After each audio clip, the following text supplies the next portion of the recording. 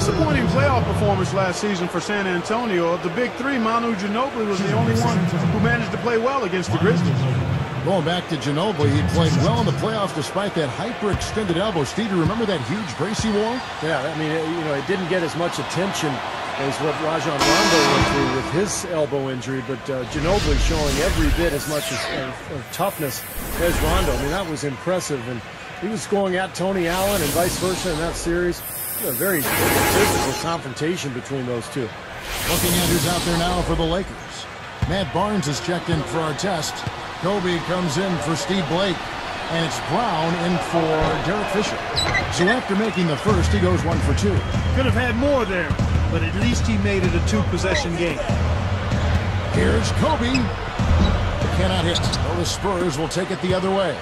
Solid advantage in the rebounding totals for them so far here. You know, in every game, but particularly in a close game, every little advantage you can use helps, and they're certainly enjoying one on the glass here. Here's Ginobili, and Gasol sends it back. Turnover. LA ball.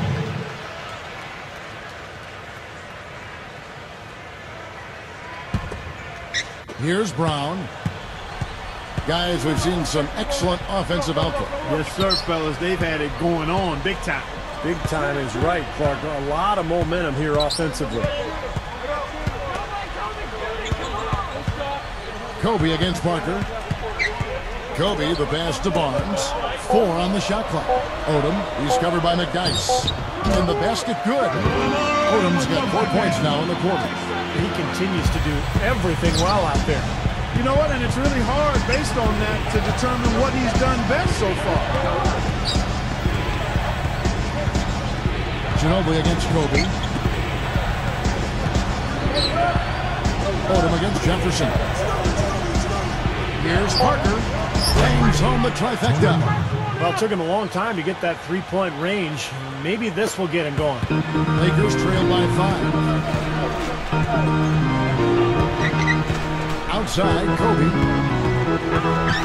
Inside to Gasol. So he gets the whistle. Contact on the way up, and 2 shots coming up. Well, you talk about Pau Gasol, you think about the luxury of having a 7-footer who can play the power forward or center spot. He's really the key to that Laker front line. 2 shots.